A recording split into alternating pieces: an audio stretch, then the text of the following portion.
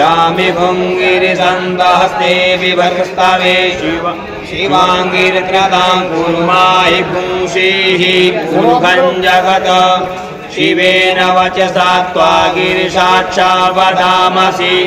जधानः सर्वमिज्जगदश्मकुं सुमना असत् अद्योचदधिवक्ता प्रथमो दैव्योऽभिषक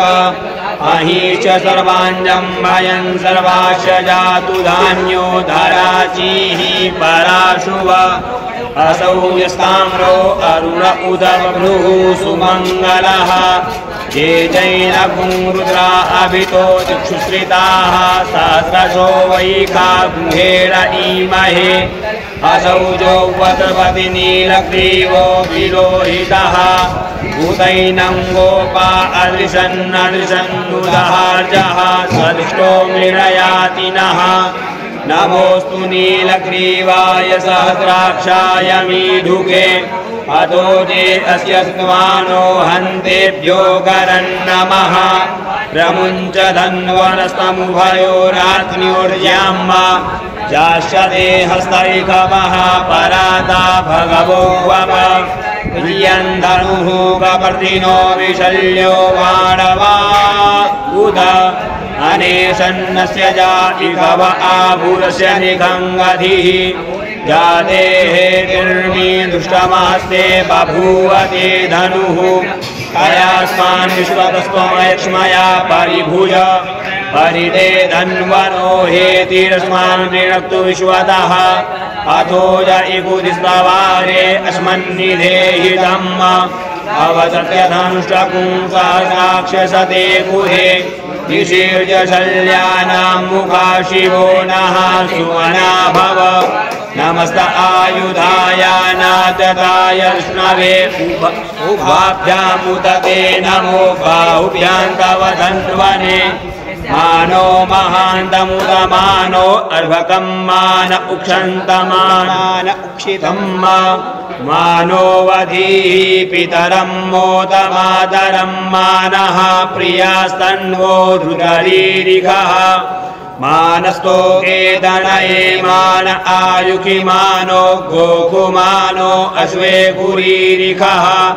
मानो वीरानुरभामिनो वधीढविक्मन्तः शतमित्वाहवामहे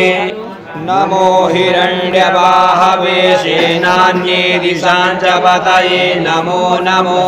वृक्षेभ्यो हरिकेशेभ्यः पशूनां पतये नमो नमः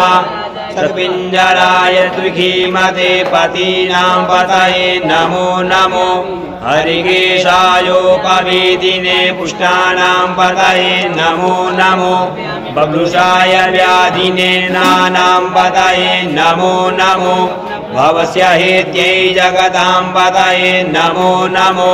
रुद्राय तदायिने क्षेत्राणां पतये नमो नमः सूताय हन्ते वनानां पतये नमो नमो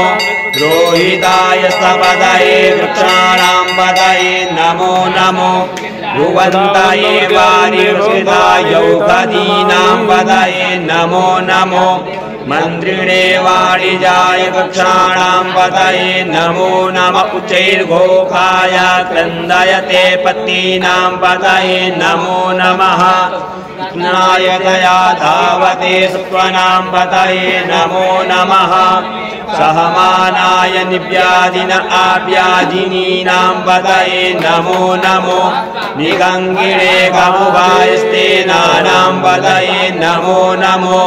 निजेरवे परिचराय रण्यानां पतये नमो नमो वञ्चते परिवञ्चते स्थायूनां पतये नमो नमो